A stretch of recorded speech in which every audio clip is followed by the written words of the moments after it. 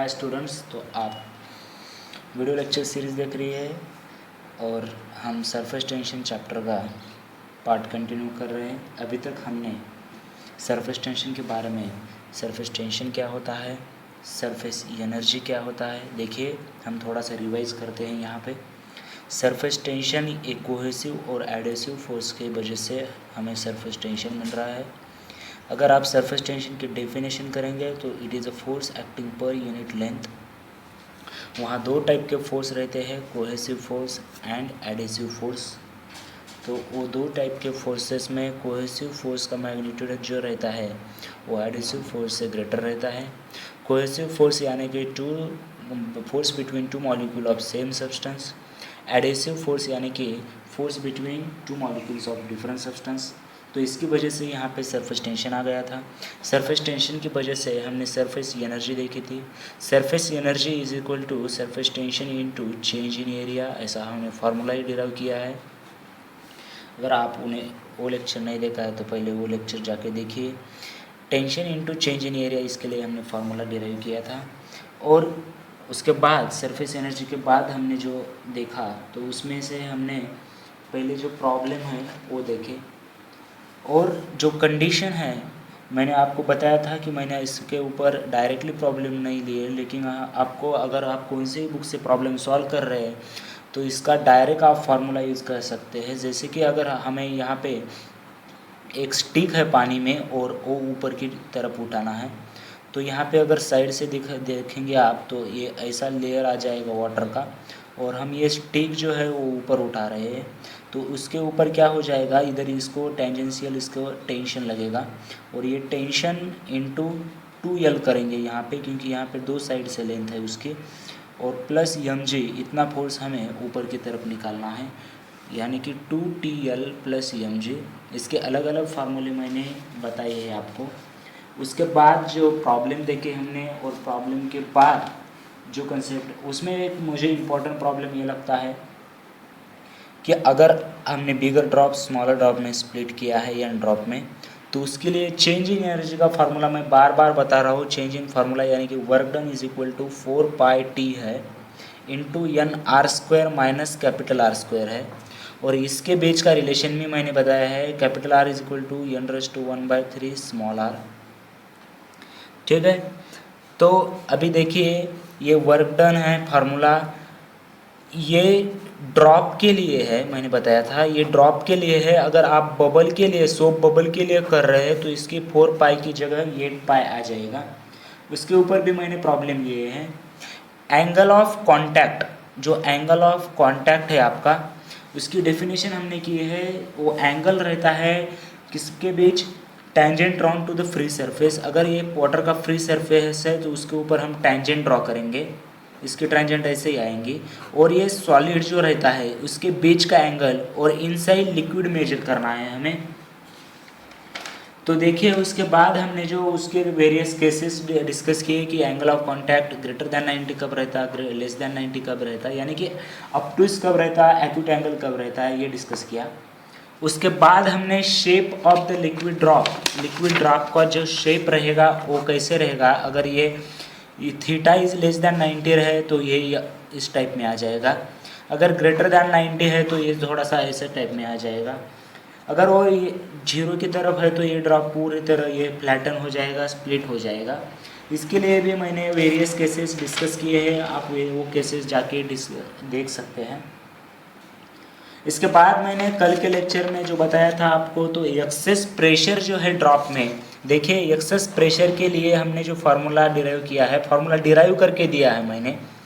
अगर ड्रॉप के अंदर ये लिक्विड है तो इनसाइड प्रेशर ज़्यादा रहता है आउटसाइड की जगह से, और उसका जो एक्सेस प्रेशर का जो फार्मूला है P inside minus P outside कितना है बोलिए, ये ड्रॉप के लिए है 2T/R, ड्रॉप के लिए है 2T/R। अगर ए ही आप जो बबल के लिए यूज़ करते हैं तो inside pressure minus outside pressure का फार्मूला आ जाएगा 4T/R। ठीक है, 4T/R। अगर ये प्लेन सरफेस है तो यहाँ दोनों साइड का प्रेशर सेम रहना चाहिए। अगर वाटर का लेवल ऐसे हो जाता है तो यहाँ का प्रेशर ज़्यादा है यहाँ की कंपेरेटिव, और वाटर लेवल ऐसा हो जाता है तो यहाँ का प्रेशर कम है यहाँ के प्रेशर की कंपैरेटिव।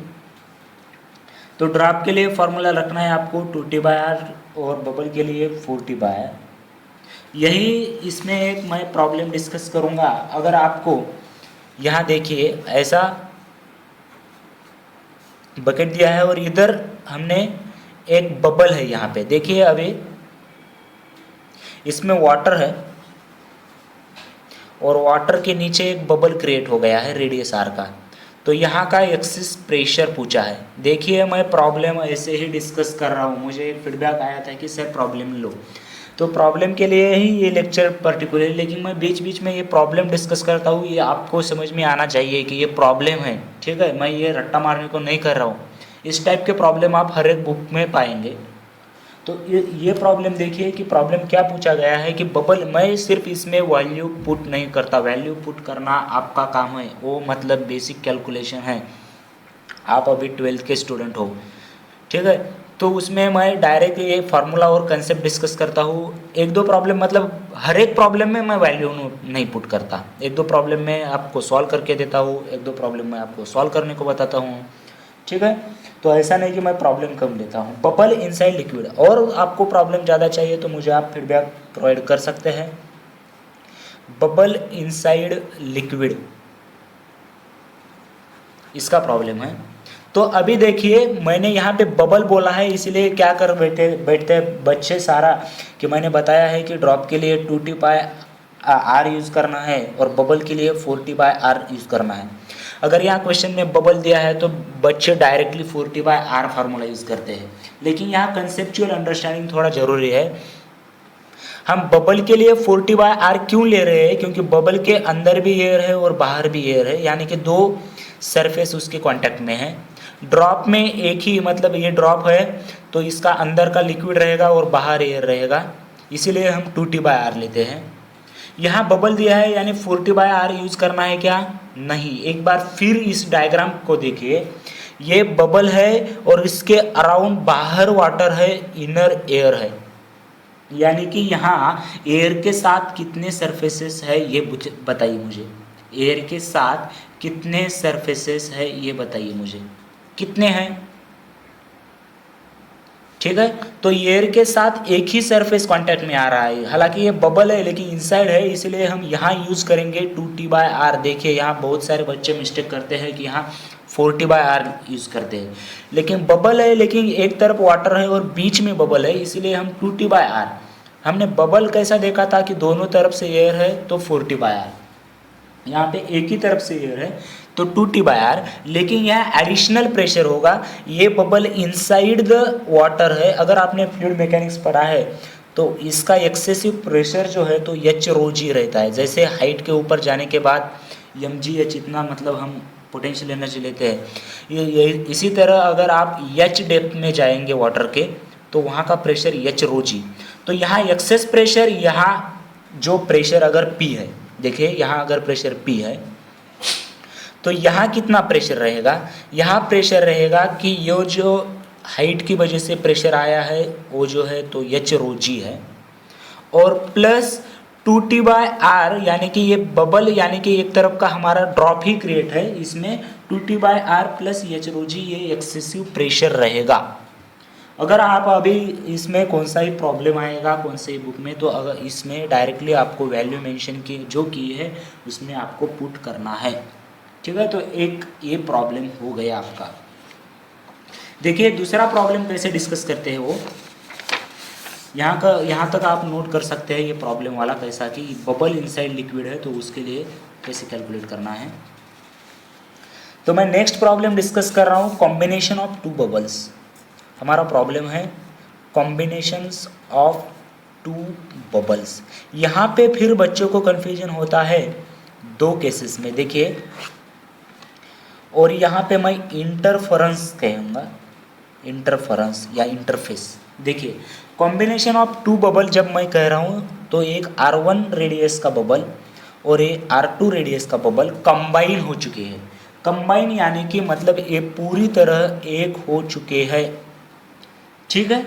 एक R1 रेडियस का बबल आया है और एक R2 रेडियस का बबल आया है। तो यहाँ पे कॉम्बिनेशन ऑफ बबल के लिए आप इस जो बिगर बबल क्रिएट हुआ है कॉम्बिनेशन की वजह से, उसके लिए आप क्या फार्मूला लगाएंगे, √r1² plus √r2², formula note करना है आपको, √r1² प्लस r2²। जैसे कि मैंने बताया, ये आपके कॉम्पिटिटिव एग्जाम में ये फार्मूले बहुत हैंडफुल हो रहेंगे। यहाँ का डेरिवेशन आपको हर बार उसको कैलकुलेट करने के लिए टाइम नहीं रहेगा फिजिक्स के लिए, ठीक है। तो कॉम्बिनेशन ऑफ 2 बबल, आपको जब 2 बबल टुगेदर फॉर्म हुए ऐसा दिया है, तो इसके लिए आपको फार्मूला यूज़ करना है √r1² प्लस r2²। लेकिन बहुत सारे बच्चे इस प्रॉब्लम में और ये प्रॉब्लम में कंफ्यूज हो जाते हैं कि यहाँ पे देखिए कि 2 प्रॉब्लम इंटरफेस हुए हैं, मतलब इधर की थोड़ी सी रेडियस यहाँ इधर पुश होगी और ये इधर की रेडियस यहाँ पुश होगी। देखिए दोनों में फ़र्क आपको समझ में आ रहा है क्या, कि यहाँ R1 और R2 रेडियस के 2 बबल है, लेकिन ये कंबाइन पूरी तरह से नहीं हुए हैं, जैसे कि यहाँ कंबाइन हुए हैं पूरी तरह से, लेकिन ये यहाँ नहीं हुए हैं क्योंकि यहाँ इंटरफेस क्रिएट हुआ है। अगर आपको इंटरफेरेंस की रेडियस पूछी गई है तो इसके लिए आप फार्मूला यूज़ करेंगे R1 R2 upon R2 minus R1। आप दोनों ही फार्मूले नोट ऐसे ही कीजिए और इसका डिफरेंस आपको पता चलेगा कि कॉम्बिनेशन के लिए आप कैसे यूज करेंगे और इंटरफेरेंस के लिए कैसे यूज करेंगे। मैं बार बार बता रहा हूँ, बच्चे यहाँ बहुत सारे मिस्टेक कर लेते हैं इंटरफेरेंस और कॉम्बिनेशन में। अलग अलग 2 चीज़ें हैं और उसके लिए दोनों अलग अलग फार्मूले हैं। आप पॉज करके आप फार्मूला नोट डाउन कर सकते हैं, ठीक है। तो नेक्स्ट जो और एक प्रॉब्लम है, आई थिंक कौन से तो कॉम्पिटिटिव एग्ज़ाम का ही प्रॉब्लम है ये। यहाँ पे एक वॉल है और यहाँ पे एक बिगर बलून है और यहाँ पे एक स्मॉल बलून है, यानी कि इसकी रेडियस R1 है, इसकी रेडियस R2 है। यहाँ पे एक वॉल है पहले A एंड B। तो क्या कर दिया है हमने, ये वॉल मतलब रिमूव कर दिया है, मतलब ये फ्री कर दिया है। अब यहाँ से एयर यहाँ तक जा सकती है और यहाँ की एयर यहाँ तक आ सकती है। पहले वॉल था, अब वो वॉल हमने हटाया है। तो अब क्या होगा, ठीक है। तो अब क्या होगा, ऑप्शन दिए गए हैं आपको कि ये बड़ा होगा, ये छोटा होगा, ये बड़ा होगा, ये छोटा होगा, या ऑप्शन ऐसे दिए होंगे कि एयर कहाँ से कहाँ मूव होगी। तो जो आपको मतलब कॉमन सेंस लगता है कि ये बिगर ड्रॉप की एयर मतलब यहाँ से जाना है और ये इक्वल होनी चाहिए, मतलब एक इंट्रोडक्शन के मतलब जो बिगिनर है उसके लग सकता है ऐसा कि इसकी एयर यहाँ जाएगी और ये दोनों इक्वल साइज़ के होंगे और इक्विलिब्रियम आएगा। लेकिन बच्चों यहाँ ऐसा नहीं हो जाता है, क्योंकि देखिए इनसाइड जब लार्ज बबल है वहाँ प्रेशर इज स्मॉलर है कंपेरेटिव टू स्मॉल बबल। क्या बोला मैंने, इसकी रेडियस ज़्यादा है, इसीलिए इसका जो प्रेशर है इनसाइड वो कम है। अगर प्रेशर कम है, एयर कहाँ से कहाँ मूव होती है, देखिए pressure higher pressure to lower pressure, ये करंट के जैसे ही है। एयर कहाँ से कहाँ होती है, higher pressure to lower pressure move होती है। तो यहाँ प्रेशर कम है, यहाँ प्रेशर ज़्यादा है, क्योंकि यहाँ रेडियस स्मॉल है, यहाँ रेडियस ज़्यादा है।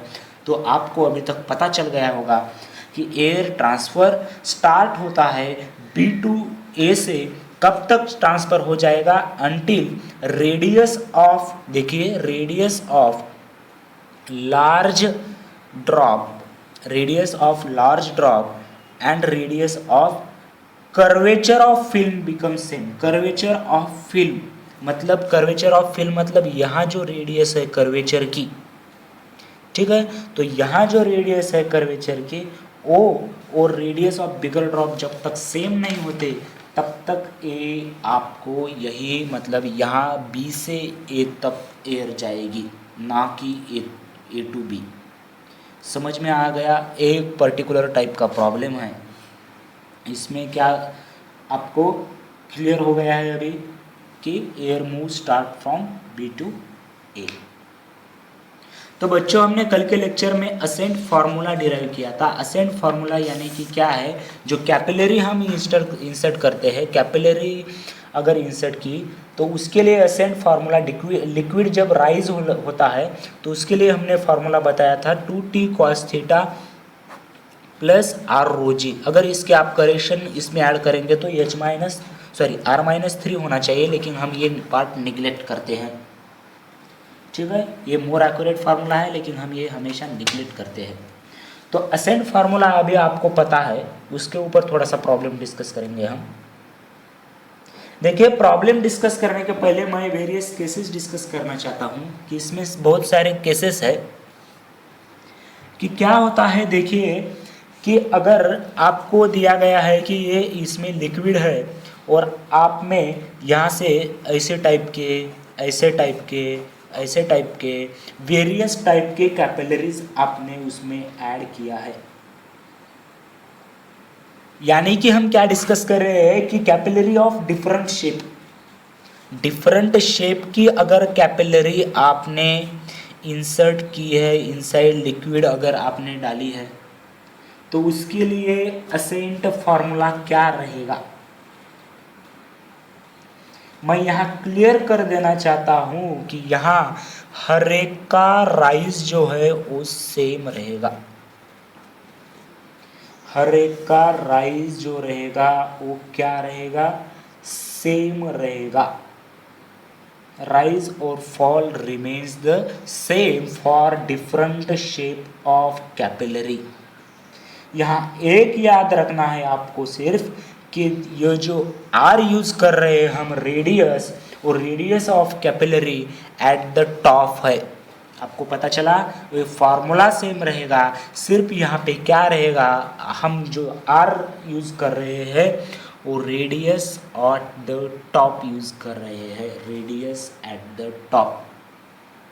ठीक है, तो इस डिफरेंट शेप में राइज और फॉल सेम रहेगा, सिर्फ यहाँ पे रेडियस जो लेना है इस टॉप के लेनी है। देखिए यहाँ रेडियस कम है, यहाँ कम है, ऊपर बढ़ते गई है।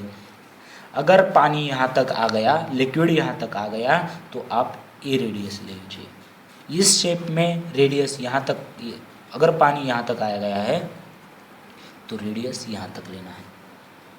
क्लियर है ये? ऑल क्लियर है क्या? अभी इसमें मैं और एक प्रॉब्लम डिस्कस कर रहा हूँ। मैं अब प्रॉब्लम ये प्रॉब्लम ही है, लेकिन उसमें मैं वैल्यू डाल के आपको सिर्फ नहीं बता रहा हूँ। एक मैं ऐसा भी करूँगा कि नेक्स्ट लेक्चर में डायरेक्टली बुक से प्रॉब्लम उठाऊँगा, और बुक से प्रॉब्लम, क्योंकि आपको ज़्यादा मतलब इसकी आदत नहीं होगी, आपने मतलब बुक से प्रॉब्लम सॉल्व कर रहे हैं ना, तो मैं बुक से प्रॉब्लम उठाऊँगा। तो आपको सिर्फ 2 पॉइंट अभी याद रखना है। नेक्स्ट लेक्चर में हम बुक से डायरेक्टली कैलकुलेशन वाले प्रॉब्लम सॉल्व करेंगे। लेकिन यहाँ देखिए, अब ये क्या किया है मैंने कि ये टिल्टेड कैपिलरी, अगर ये सीधी कैपिलरी मैंने अगर ये ऐसे टिल्ट की, ये मैंने क्या की है, टिल्ट की है with angle theta with horizontal, तो इसमें क्या चेंज हो जाएगा देखिए। ये क्या है, length of the liquid in the capillary, ये है length of the liquid in the capillary. अगर मैंने ये टिल्ट किया तो यहाँ तक, अगर समझो यहाँ तक पानी आ गया है, तो ये जो हम क्रॉस लेंगे वो लेंथ लेंगे, और ये जो लेंगे हम हाइट लेंगे। ठीक है, हाइट का फॉर्मूला सेम रहेगा। हाइट का जो असेंट वाला फार्मूला क्या है, असेंट वाला फार्मूला बताइए मुझे, 2t cos theta upon r रो जी, वो फार्मूला सेम रहेगा। लेकिन यहाँ पे अगर आपको ये लेंथ निकालना है, तो ये लेंथ और हाइट के बीच में आपको रिलेशन पता होना चाहिए। क्या पता है, ये तो ट्रायंगल है, देखिए सिंपल सा रिलेशन है। साइन थीटा अगर मैंने लिया तो opposite upon hypotenuse, therefore formula will be L is equal to H upon sine theta. ये अलग सा प्रॉब्लम, मैं इसे नहीं कहूँगा, एकदम बेसिक ट्रिग्नोमेट्री है।